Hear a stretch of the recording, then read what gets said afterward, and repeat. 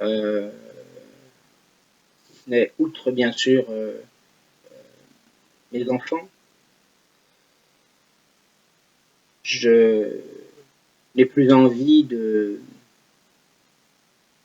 d'être avec quelqu'un, d'avoir une vie de couple.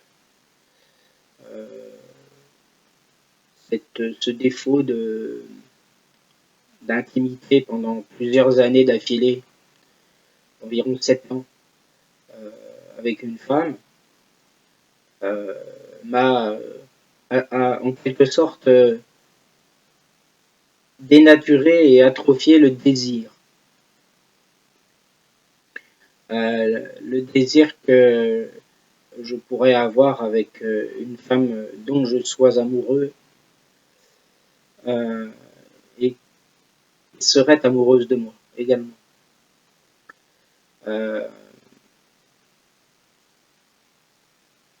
D'autant qu'avec l'âge, je trouve également que l'énergie sexuelle est à mes yeux une énergie négative qui peut s'employer oui, c'est ça, qui peut s'employer à un autre usage, si je puis dire, d'une façon un peu triviale. Alors, il est évident que pour des raisons physiques, on va dire physiologiques, alors physique, physiologique, mon être, d'une certaine manière, comme tout être, toute autre personne, normalement constituée, besoin de contact sensuel sexuel. Mais ce n'est pas pour... je me reconnais de moins en moins en fait dans ce besoin finalement. Et également, je me reconnais aussi, alors à un degré moindre bien sûr et de loin, mais de moins en moins quand même, à un besoin affectif. Car pour moi, aujourd'hui, arrivé à l'âge de 47 ans passés, l'affectif vécu dans un couple amène inévitablement des souffrances, des déceptions, des désillusions, qui ne sont pas utiles à la vie. Alors, bien sûr, les déceptions, voilà, les faux pas aussi, permettent de mieux de mûrir, de mieux prendre du recul sur les choses en général, de devenir plus sage, plus posé, de relativiser mieux. Cependant, je suis aujourd'hui arrivé à un stade de ma vie où mon être tout entier d'un côté a encore, peu ou prou, hein, malgré ce que je viens de dire, besoin et envie d'un partage affectif, sensuel, sexuel, mais bien sûr tout cela c'est un tout, sachant que pour moi le désir sensuel et sexuel ne va pas sans l'attirance affective pure, belle, on va dire presque chevaleresque, même pourquoi pas, pour illustrer mieux mon propos. Mais elle me rebute d'un autre côté parce que Elle me fait peur avec l'expérience que j'ai de la vie et de mes relations successives, aussi peu nombreuses qu'eussent-elles été. Voilà, je n'ai plus envie réellement, aujourd'hui en tous les cas, de m'impliquer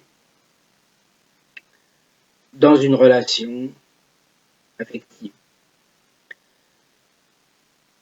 D'autant que je n'ai pas non plus le caractère ni l'envie de vivre des aventures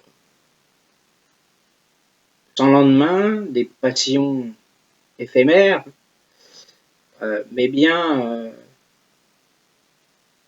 une relation affective qui soit pure, belle et stable. Et le plus stable possible, va-t-on dire, mais sans qu'il soit besoin, justement, et c'est là que j'identifie l'authenticité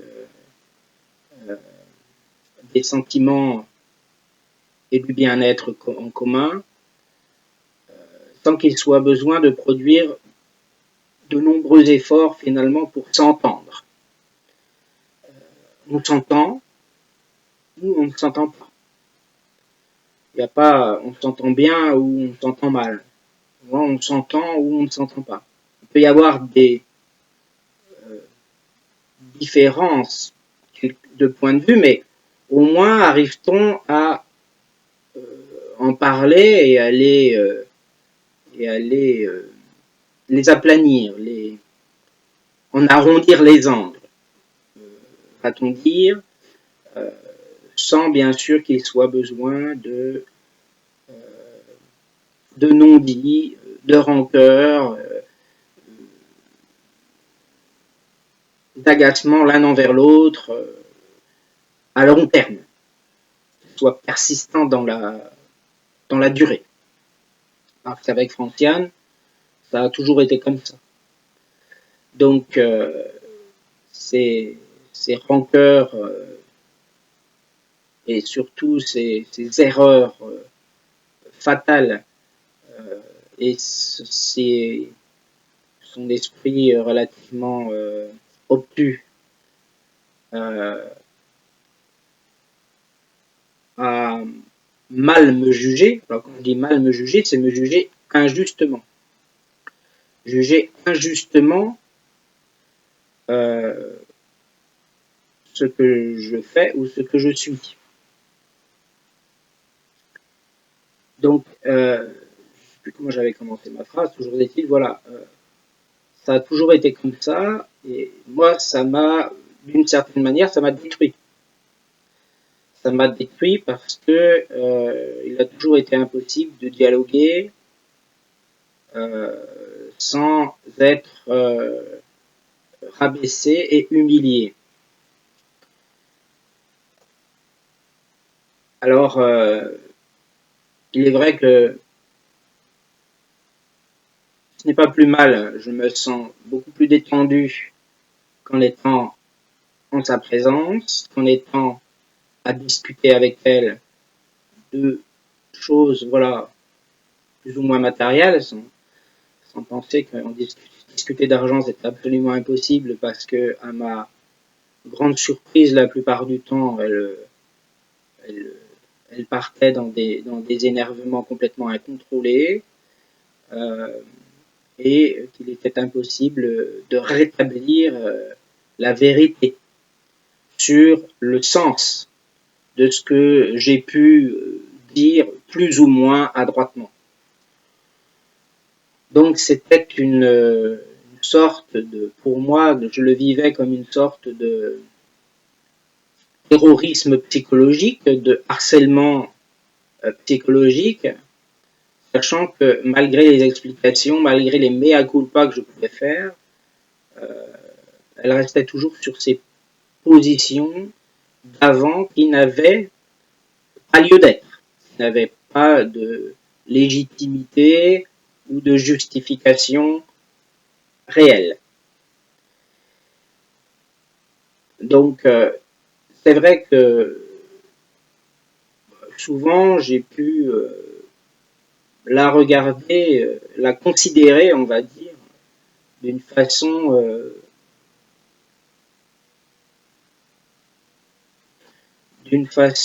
bien dubitative. Mais en même temps, a-t-elle de nombreuses fois joué prou avec mes nerfs, refusant de se remettre en cause et de lui dire, pas de lui dire, d'accueillir un tant que soit peu ce que je pouvais lui dire sur la plus ou moins mauvaise interprétation de tel ou tel propos que j'avais pu formuler. Mais ça, je dis ça en général, hein, sur tout n'importe quoi, que ce soit des choses bassement matérielles ou alors des choses plus importantes, qui concernent plus l'affectif dans le couple, qui concernent plus là où on va dans la vie de couple, etc. Voilà. Donc ça n'a jamais pu marcher puisqu'elle a toujours, s'est toujours butée sur ces mauvaises, ces points de vue faux. Peu prou, hein, peu ou prou. Voilà, donc dans ces conditions, il est impossible de, de faire mieux dans la mesure où depuis plus de 10 ans maintenant, j'ai essayé de arranger les choses par rapport à ça, mais que je n'y suis pas arrivé à cause de ses emportements et de ses obstinations euh, constantes, on va dire. On dira constantes, finalement, à un degré particulièrement et incroyablement élevé. Donc, alors je passe naturellement sur ces aspects aussi, à côté de cela, absolument admirables et gentils.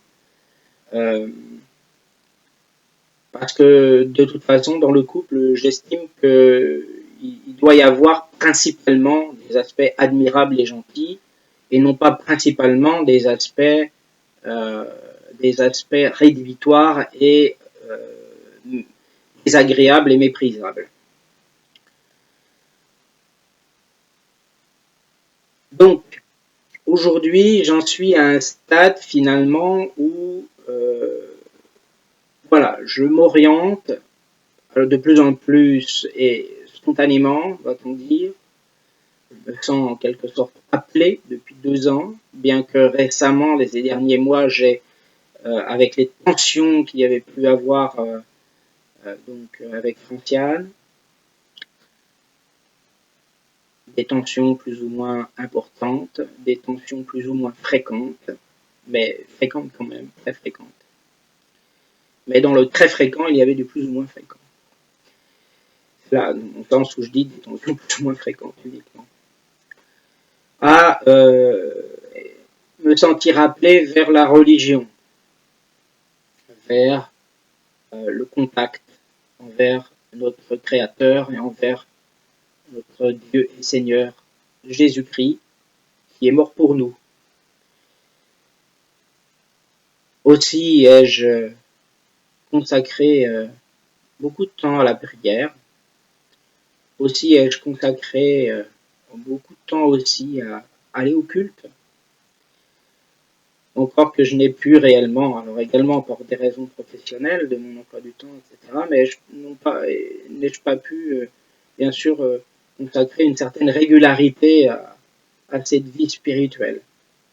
Cependant, je me sens toujours appelé. Et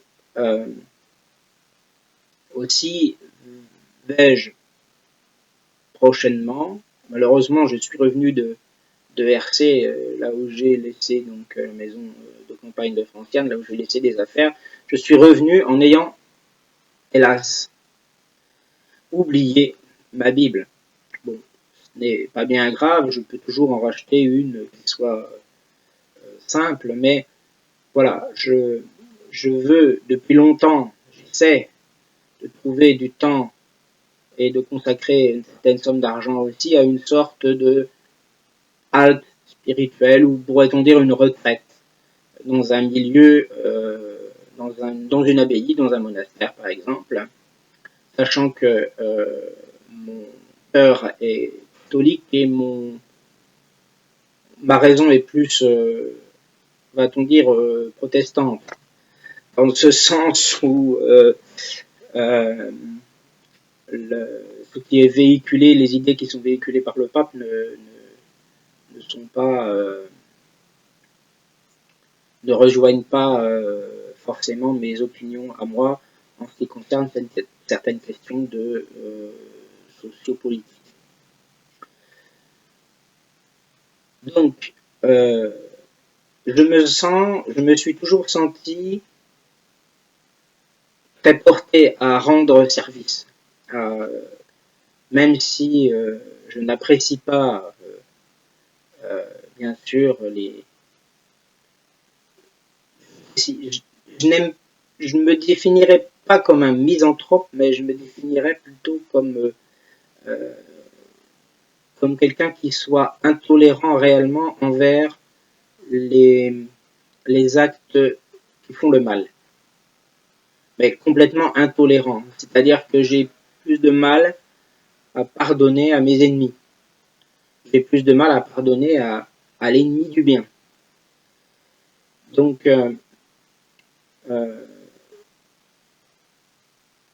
quoi qu'il en soit, mon père est catholique et de surcroît monarchiste, parce que, au vu de ce que j'ai pu apprendre ces dernières années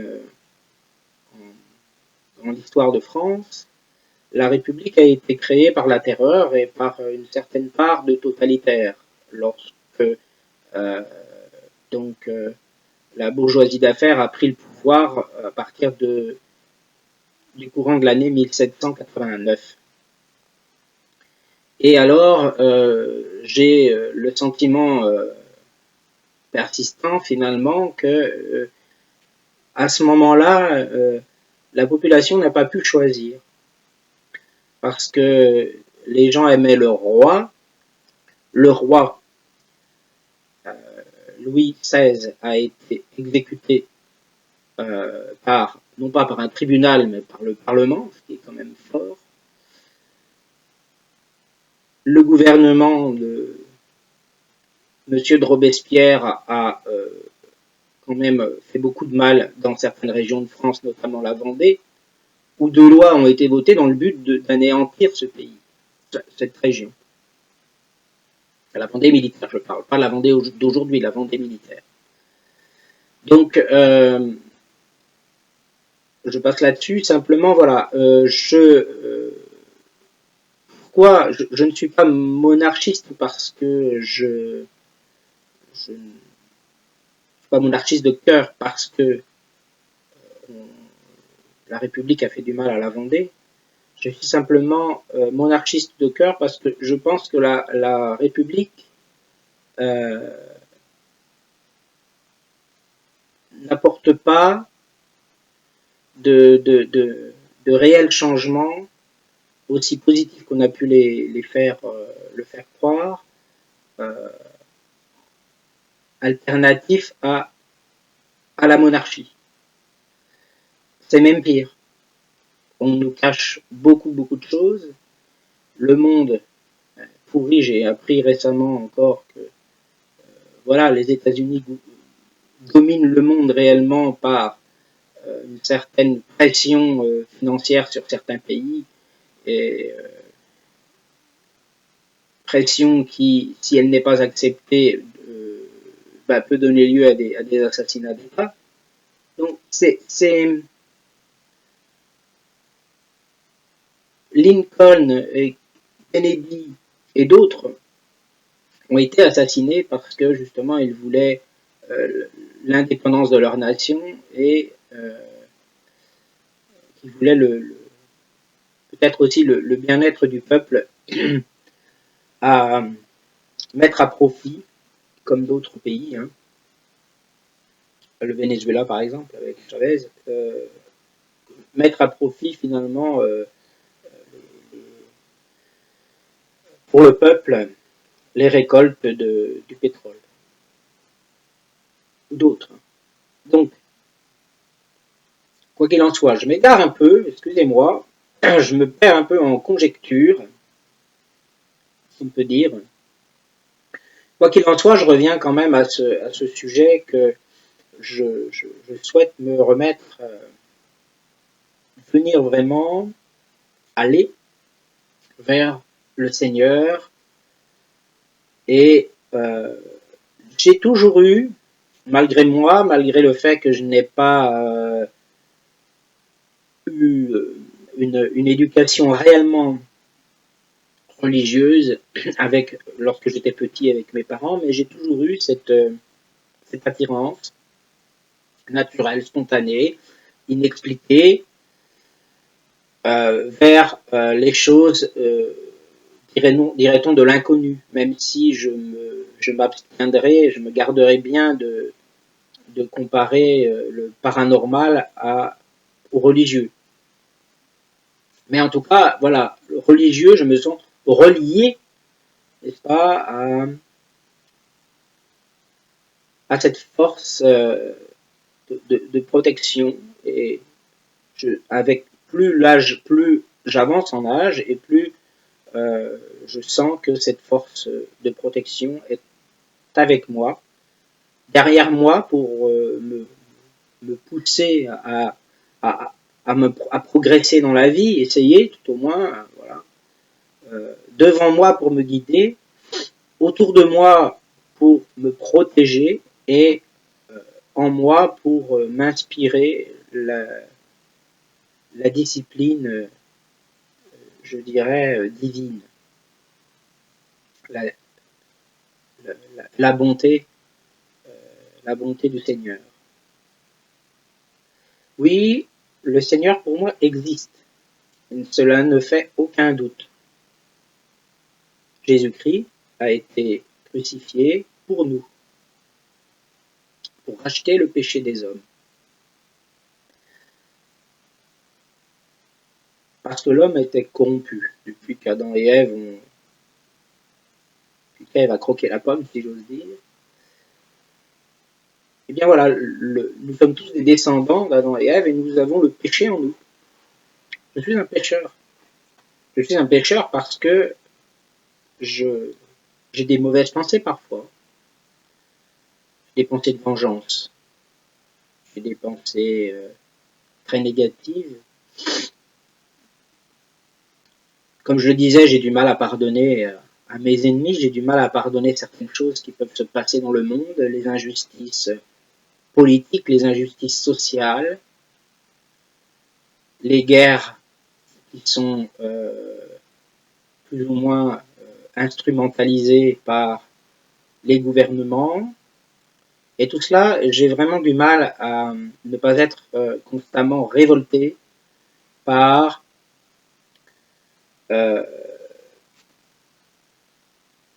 ces choses-là. Mais en moi, quelque chose me dit que je ne dois pas me formaliser, que je dois savoir me relativiser et que je ne pourrai pas, de toute manière, voir les choses changer ou que je ne pourrai pas les changer moi-même. Simplement, pour moi, je suis certain qu'un jour le Seigneur reviendra et qu'il remettra de l'ordre dans tout cela. Alors, j'arrive dans la vie courante à relativiser énormément beaucoup de choses, à pardonner effectivement des choses qui ne seraient pas pardonnables pour certains. Alors,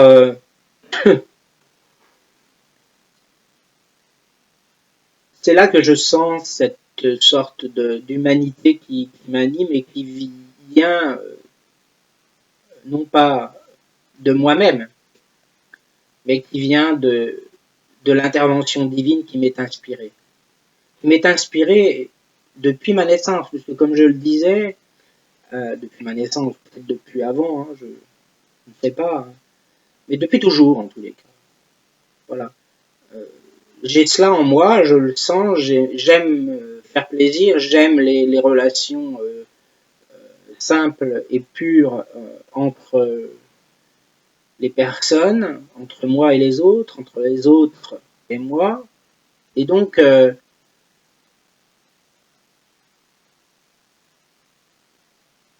je ressens beaucoup de bien-être lorsque j'ai l'impression de faire une bonne action, d'aider, d'aider les autres. Ça peut être n'importe quoi, hein, pendant mon travail par exemple, ou, euh, ou autrement. Alors, j'en veux beaucoup par exemple à Franciane, mais il n'en reste pas moins que je lui donne de l'argent parce que cela me fait plaisir et que mon cœur lui porte. Cela dit, après, je ne pourrai plus parce que ma raison va m'en empêcher, puisque je vais devoir quand même gérer quand même certaines choses à partir du mois de septembre, tout comme elle devra gérer certaines choses, mais chacun aura son budget à gérer.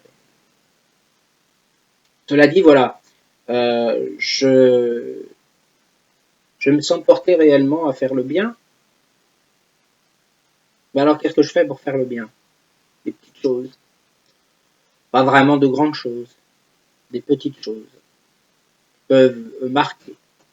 Le milieu dans lequel je travaille me permet aussi de montrer un côté humain de ma fonction, vu que ma fonction est affichée aux yeux du public. Alors, j'aime aussi parce que voilà, un jour un pasteur m'a dit oui, ton côté chrétien te permet, t'inspire spontanément euh, le bien que tu souhaites spontanément faire autour de toi, finalement. Donc voilà, je veux vraiment, oui, parfois j'ai envie d'arrêter de vivre parce que je n'y vois pas d'intérêt. Je n'y vois que de l'appréhension de souffrir dans le futur d'une façon plus ou moins importante pour des choses plus ou moins graves. Parce que c'est vrai que la vie pour moi aujourd'hui est principalement souffrance, déception, désillusion, souffrance due aux erreurs et due aussi aux autres. Hein. L'enfer, c'est les autres, c'est l'enfer. Alors, de nombreuses fois, et je pensais à en finir, mais là aujourd'hui, non, je pense toujours à en finir, d'une façon ou d'une autre, de toute façon. Mais étant donné que je crois foncièrement, puisque j'en ai eu des preuves il y a quelques années, de toute manière, qu'il y a quelque chose d'autre de l'autre côté, alors j'ai trop peur que me donner la mort à moi-même soit finalement très bien vu et très bien vu de l'autre côté et très bien vécu par moi-même de l'autre côté. Donc je ne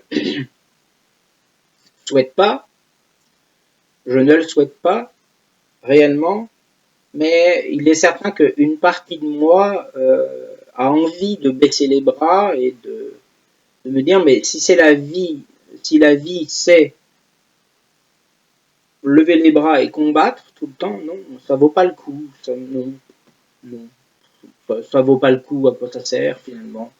Voilà, je gagne de l'argent à la fin du mois, je le dépense, je dépense pour vivre, pour survivre, pour parfois faire plaisir, oui, me faire plaisir, vivre des choses plus ou moins agréables, on va dire, en vacances, en loisirs, voilà. Mais La société de consommation poussant de toute façon plus ou moins à de toute façon acheter des choses et à créer des besoins, on va dire, malgré soi, eh bien, malgré ceux qui en sont la cible, je veux dire, eh bien, finalement, je me dis que tout ça, c'est des falaises, quoi. Que ça vaut pas ça vaut pas la peine. Ajouter à cela les désillusions d'ordre affectif, qu'est-ce qui reste finalement? Alors il reste, oui, il reste la religion, il reste les enfants, il reste la religion. Euh, tout ça c'est un tout. Tout ça c'est un tout qui doit trouver un certain équilibre. Et même si je suis beaucoup moins pessimiste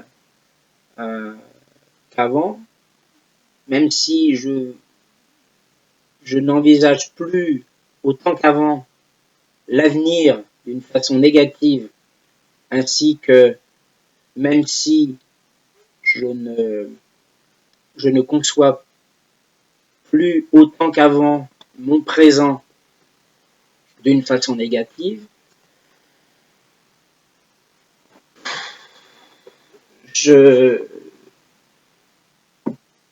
il reste quand même à côté de moi déçu et trop déçu pour être totalement animé par la joie de vivre, va-t-on dire. Alors voilà, je voulais juste faire ce petit point. Simplement, voilà, dans mon travail, voilà, le métier que j'exerce est quelque peu spécial. Il y a une certaine utilité, mais que cette utilité reste finalement dépendante de nombreux facteurs hiérarchiques et humains qui ont tendance à détruire finalement l'envie et le bien-être qui pourrait être au rendez-vous sans ces fameux vecteurs de négativité, voire de mal. Donc là encore, quelque chose finalement qui n'est pas vraiment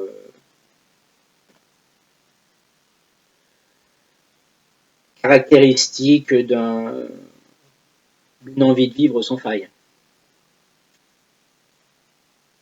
Qui ne permet pas, en tout cas, une envie de vivre sans haut et sans bas. Voilà. Pour moi, mon envie de vivre est avec des hauts et avec des bas. Il fut un temps où effectivement elle était plus avec des bas qu'avec des hauts. Aujourd'hui, je pense que ça s'équilibre à peu près, 60-40, mais 60 bien, 60 mal, 40, voilà, entre 60 et 70, 30-40. Bon, mais j'espère simplement que la vie me réserve d'autres belles choses qui pourront me sortir de ce carcan finalement infernal de me dire ben oui j'ai envie de vivre mais en fait non j'ai pas envie de vivre.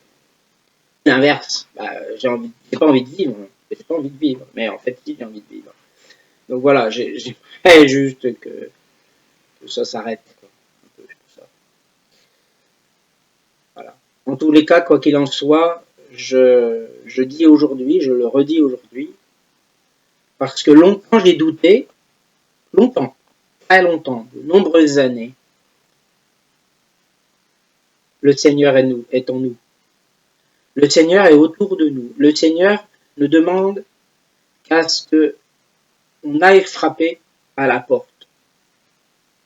Et que on lui demande de l'aide. C'est gratuit pour lui. Il faut lui demander pardon pour nos mauvaises pensées, nos mauvaises actions. Nous serons pardonnés. Il faut lui demander qu'il nous guide. Nous serons guidés. Il faut lui demander qu'il nous protège. Nous serons protégés.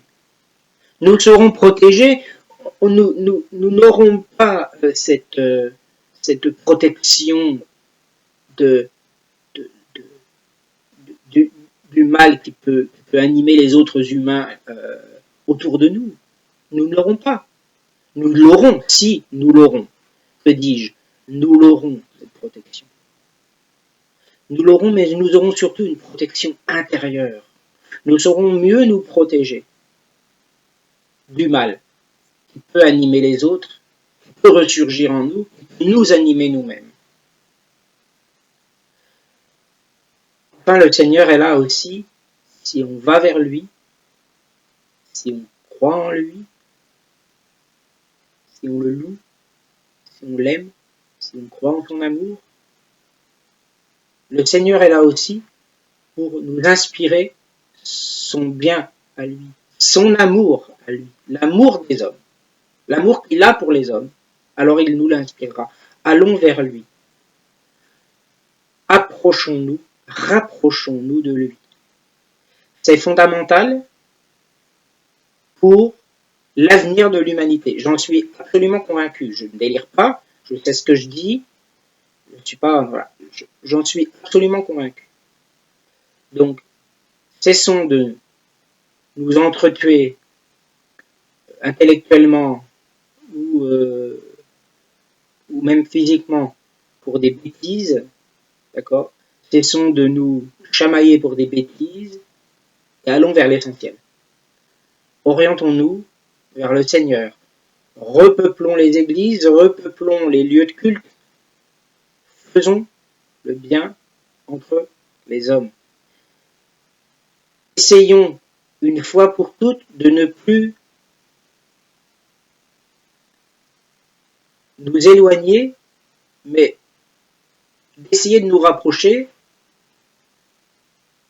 tout au moins dans cette tolérance que nous pouvons avoir, que nous pourrions avoir les uns envers les autres du fait de la différence de nos origines, de nos identités, de nos races, de nos cultures, de nos convictions religieuses, philosophiques, même des convictions religieuses qui n'existent pas. Hein, voilà.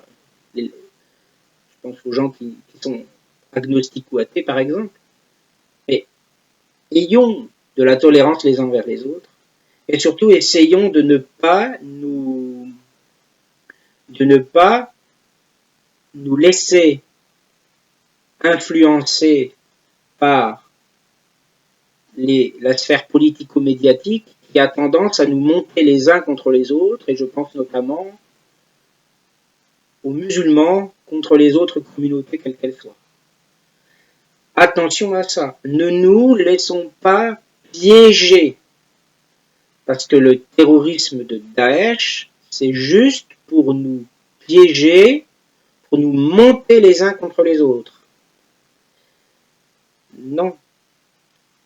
L'islam n'est pas là pour faire le mal, c'est simplement que chacun doit tolérer l'autre tel qu'il est. Pointe à la ligne. Donc, le catholicisme, le protestantisme, le judaïsme, d'autres courants philosophiques, religieux, ou l'islam, voilà, on va s'entendre, mais simplement, tolérons-nous. On doit tolérer les différences. Les différences, il ne faut pas les gommer. Il faut simplement qu'elles existent, qu'elles coexistent. On doit se tolérer les uns les autres. Moi, si je fais un barbecue avec du cochon, bah, le monsieur musulman qui vit à côté de chez moi doit tolérer que je fais un barbecue avec du cochon. Lui, s'il veut tuer son mouton, je tolère qu'il tue son mouton. C'est un exemple un peu bête que je donne. Mais tolérons-nous les uns les autres, parce que ça mènera nulle part. Ça mènera simplement à une sorte de guerre, de guerre d'idées, voire dangereusement de nous entraîner vers la guerre civile. Donc, attention, ne nous laissons pas piéger par tout ce qu'on entend. Il faut faire très attention à cela. Voilà, cela dit, je voudrais simplement revenir sur ce que j'ai dit tout à l'heure par rapport à la République et à la monarchie. Simplement, je demande juste de réfléchir au fait que l'histoire de la France s'est construite sur la monarchie, sur plus de 1500 ans de monarchie. La République, nous y sommes depuis 200 ans, depuis un peu plus de 200 ans. D'accord? Est-ce que réellement ça a changé en bien pour le pays? Je parle de la France. Est-ce que ça a changé en bien? Est-ce qu'aujourd'hui, on n'est pas autant ou plus dans la merde qu'avant? La Révolution française ayant été faite avec une part de totalitaire, on a menti aux gens et on ne les a pas laissés choisir, d'accord? Louis XVI et son épouse ont été tués pour des raisons fausses. Donc, il faut réfléchir simplement que la République a été faite par la bourgeoisie d'affaires. Il fallait de toute façon que la mondialisation puisse se faire. Aujourd'hui, on ne voit que ça. Les finances ont un énorme pouvoir sur les pays. L'Europe déjà a un énorme pouvoir sur les nations. Les nations ne sont plus indépendantes et perdent de plus en plus leur souveraineté. Si on était resté en monarchie depuis le début, si on n'avait pas accepté la République, on aurait pu modifier la monarchie et on aurait pu en faire une monarchie constitutionnelle avec des élections qui soient respectueuses de la personne humaine, mais simplement, de la dignité humaine, mais simplement, donc d'une façon démocratique, d'accord, mais simplement préserver cette longue tradition monarchique, d'accord, et le monde moderne faisant, on n'aurait pas pu de toute façon avoir des dictateurs, c'est impossible. Louis XVI n'était pas un dictateur. Louis XIV était un peu quand même spécial, mais Louis XVI, Louis XVIII, ce n'étaient pas des dictateurs. Louis XVI voulait détruire la Bastille. Louis XVI, avec Necker, voulait aussi réformer le système fiscal en bien pour le peuple. Necker est parti, ça a mis le feu aux poudres déjà. Ça a mis le feu aux poudres avant le 14 juillet. Il faut essayer de rétablir certaines vérités. Il faut simplement se documenter là-dessus, voir un peu la petite histoire dans la grande histoire, mais simplement voir que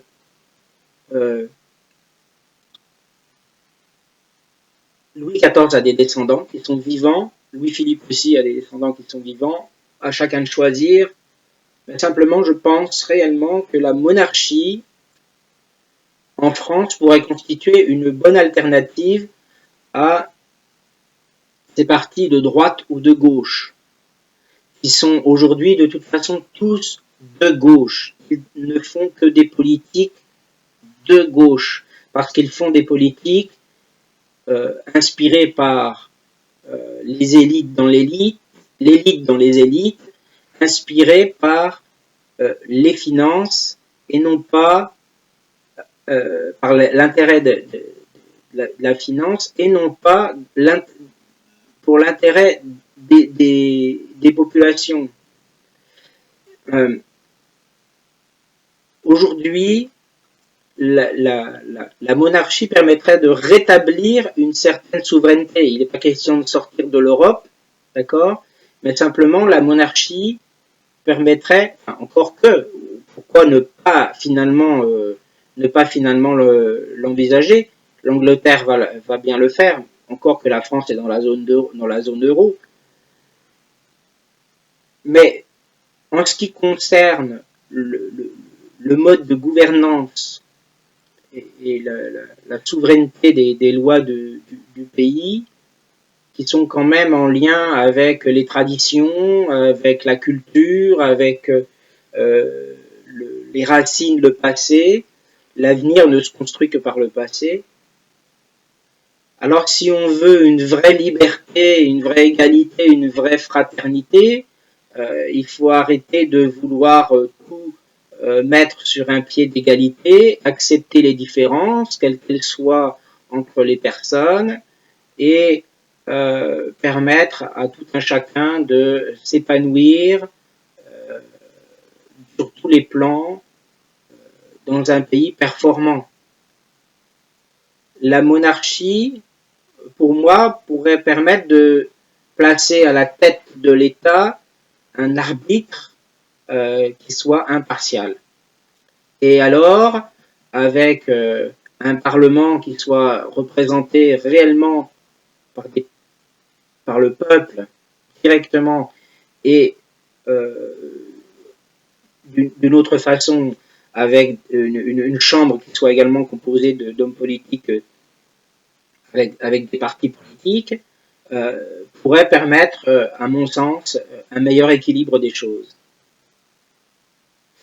Parce que le roi devrait pouvoir avoir le dernier mot, mais sans mépriser, sans avoir le droit de mépriser l'opinion politique. Et là, aujourd'hui, malheureusement, la rue ne gouverne pas. La rue devrait pouvoir gouverner. La rue devrait pouvoir gouverner avec des représentants légitimes, qui sachent exprimer réellement, qui sachent faire valoir les besoins de la rue. Alors, il est évident que les sciences politiques, c'est un métier. Mais pour le moins, je pense que là, les dégâts seraient limités. La République sépare les pouvoirs, la monarchie pourrait très bien séparer aussi les pouvoirs. Mais simplement, le roi serait l'arbitre. L'arbitre au-dessus de tout, en fait. Donc, ce serait l'arbitre. Il y aurait toujours des élections municipales, il y aurait toujours des élections législatives, mais simplement, le roi serait l'arbitre au-dessus de tout cela, en fait. Comme aujourd'hui, le président de la République, tant qu'il n'a pas signé une loi votée par le Parlement, elle n'entre pas en vigueur. Donc, s'il n'a pas envie de la signer, il ne la signe pas.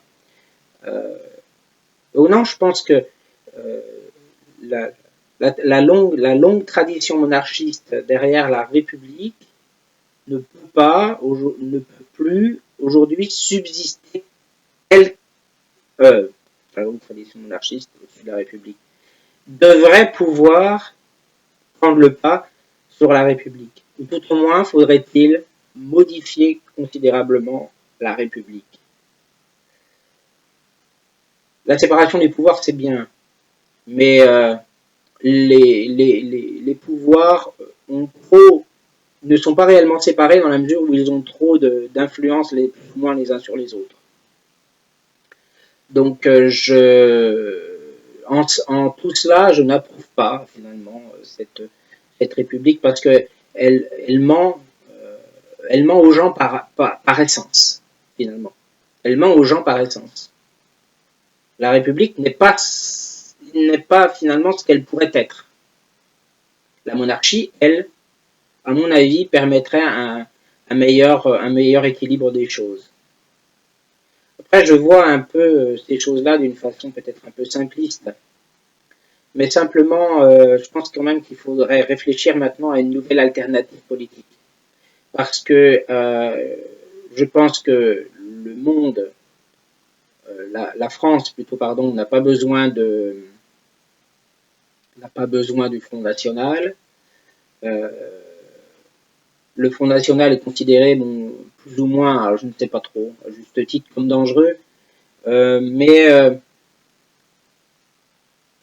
la réelle droite aujourd'hui, c'est le Front National, pour moi. Même si c'est un parti républicain, la réelle droite, c'est le Front National. Les autres, c'est tout à gauche.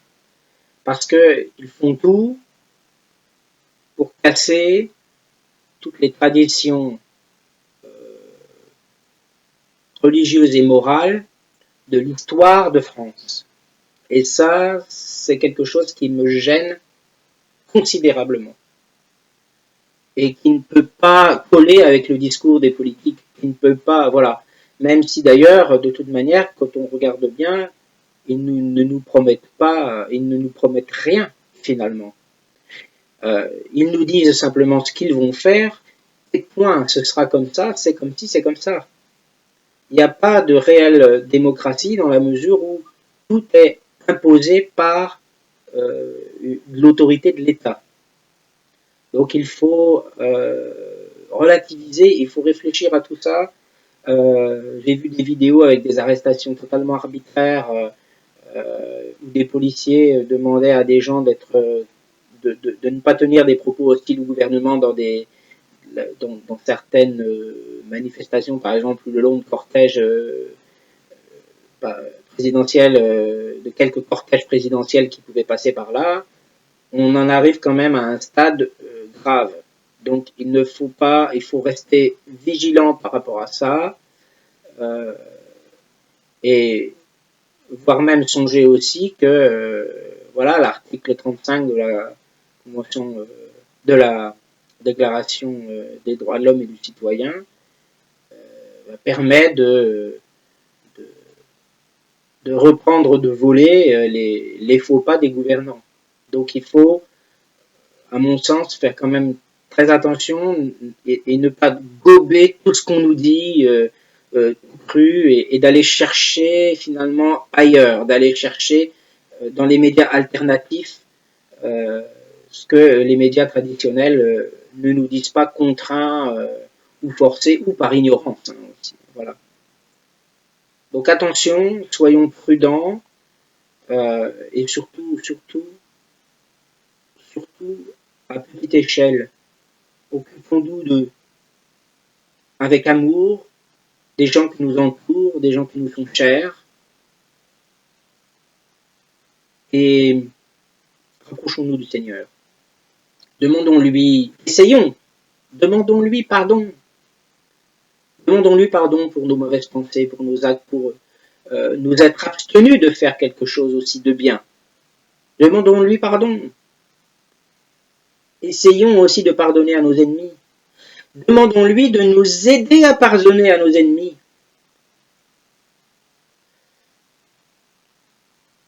Voilà. Merci Seigneur de m'avoir permis de faire ce petit point. Merci à vous de m'avoir écouté. Je n'avais rien préparé, c'était un peu épars comme ça. J'ai parlé de choses et d'autres. Simplement, je pense que on s'y retrouvera. Vous pouvez réécouter si vous le souhaitez. Simplement, voilà, je tenais à faire ce petit point pour peut-être, sait-on jamais, inspirer certaines vocations. Ou, ma foi, bah, si j'ai des mauvaises réactions, j'en prendrai bien acte. Mais quoi qu'il en soit, je tiens à dire, je souhaite vraiment que les uns et les autres se respectent mutuellement. Voilà. On n'est pas d'accord, les uns avec les autres, ça se respecte. Pour moi, on peut être respectueux des autres, même s'ils ne sont pas d'accord avec nous. Voilà. Merci beaucoup.